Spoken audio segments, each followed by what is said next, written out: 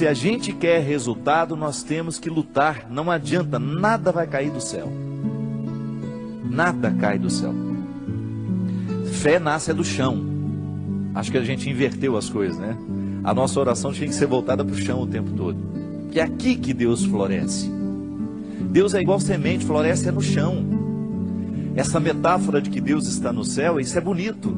Mas é aqui, ó, é pisando nesse chão que a vida acontece. A força que Deus me dá, a força que Deus lhe dá, é para que a gente consiga plantar o jardim. Ninguém prometeu que nossa vida seria um jardim de flores, mas Deus prometeu a força para a gente plantar. Eu estou aqui, graças a Deus, cheio de saúde, tenho o meu esforço nessa história, tem, mas é dom de Deus em mim, eu faço a minha força. Quer passar no vestibular? Estuda. Não tem essa história, ô padre, reza para mim. Não vou rezar não. Se você não estudar, minha oração não serve para nada neste momento. Se você não estudar, você não adianta ficar sentado, ajoelhado diante do Santíssimo com o livro na cabeça. Ô Senhor, me ajuda a passar no vestibular. Faça primeiro a sua tarefa, depois você tem o direito de esperar pelo dom. É aquilo que a gente fala, sempre. Nós só temos o direito de esperar pelo impossível depois que fizermos tudo o que nos foi possível. Agora tem um outro detalhe. Ela está dizendo aqui, padre, tudo é muito difícil.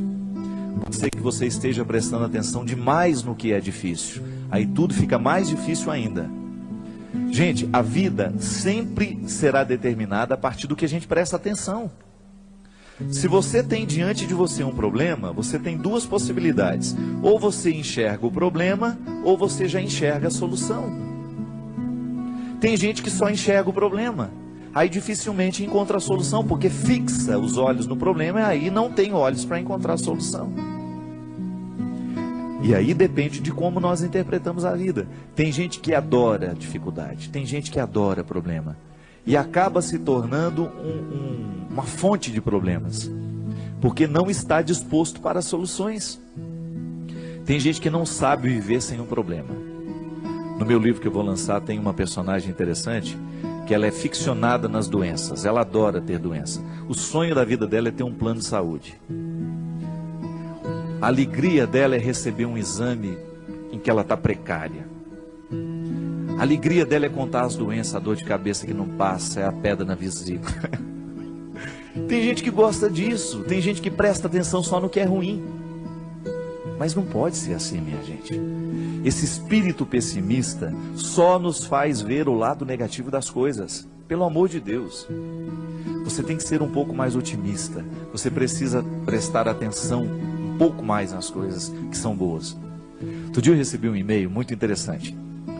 Dizem que tinham duas crianças brincando no gelo e de repente o lugar em que uma delas estava quebrou e ela caiu e ficou presa ali dentro. E a outra criança, num ímpeto de salvar aquela outra que estava ali dentro, quase morrendo já congelada, retirou o seu patins e começou a quebrar aquela outra parte lateral para que desse espaço para retirar o amiguinho que estava ali dentro. E com muito esforço aquela criança conseguiu, milagrosamente, ela buscou uma força tão grande dentro dela, que ela conseguiu, mesmo não tendo força suficiente para isso, ela conseguiu quebrar aquele gelo com o patins. E quando chegou o adulto, né, que viu a situação, não acreditou. E foram chegando outras pessoas, até que uma delas falou assim, como é que esse menino conseguiu quebrar esse gelo e retirar a outra criança que estava aí dentro? Aí o outro falou assim, é porque nenhum de nós estávamos aqui para dizer que ele não conseguia. E é interessante. Quando nós estamos diante de uma situação difícil, é muito natural que outras pessoas, tomadas por um espírito de porco, venham dizer, você não vai conseguir isso não, não vai dar certo não. Não é? E sempre tem um assim. Eu não falei? Eu não sei não, estou achando que esse negócio vai dar certo não. Sempre tem um espírito de porco pronto para jogar uma frase destrutiva, que vai desanimar. Mas não. Se a gente não presta atenção nesses discursos, nós vamos extrair coragem dentro de nós, de um jeito que a gente não sabia que tinha. Então, minha filha, às vezes, tudo está tão difícil. Não, não é bem assim. É que nós olhamos tudo de maneira difícil. Não é que tudo está difícil, é que nós olhamos tudo de maneira difícil. Não pode ser assim. Nós precisamos ser um pouco mais otimistas. Dificuldade existe na vida de todo mundo. Elas estão por toda parte. Agora, a maneira como nós encaramos essas dificuldades é que vai fazer a diferença. São 5.000 pessoas para 5 vagas. Não fique preocupada, viu? 90% destes 5.000 que estão tentando essa vaga não estudou do jeito que você estudou. Se você verdadeiramente se prepara para as coisas, você já elimina boa parte dos concorrentes, porque a maioria é mais ou menos. A maioria está vivendo mais ou menos. A maioria está fazendo mais ou menos. São poucas as pessoas que verdadeiramente estão tomando a vida com responsabilidade do jeito que ela precisa. São poucos os jovens que na fase de 16, 17 anos estão levando o colégio a sério. São poucos os universitários que hoje estão cursando a faculdade com a disciplina que a profissão vai exigir um dia.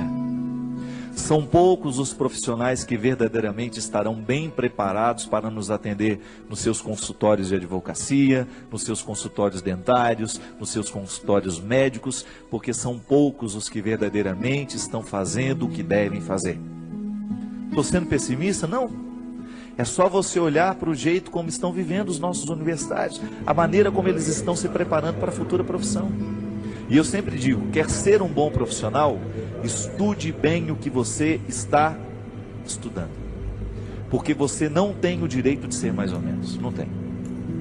A maior preocupação minha que eu tenho como padre, minha gente, é a qualidade dos nossos padres nos dias de hoje. Você que é padre sabe muito bem o quanto que você é exigido nos dias de hoje. Você precisa ser um homem de sabedoria, você precisa ser um homem que estabeleça uma ponte com a cultura, com a sociedade. Não dá para você evangelizar do mesmo jeito que evangelizavam há 20 anos atrás, não dá. Nós precisamos correr atrás da qualidade.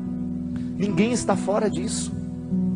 Você aí na sua área, você precisa correr atrás da sua qualidade. Você que é médico, você que é dentista, você sabe o quanto você precisa se aperfeiçoar para você continuar de pé no mundo de hoje.